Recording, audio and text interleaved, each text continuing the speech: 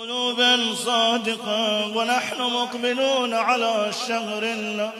قل يا إلهي أنا غير مستعد لدخول شهرك، أنا مليء بالذنوب، كيف أدخل شهرك الكريم بهذا الحال؟ فلتغفر لي الليلة، فلتغفر لي الساعة.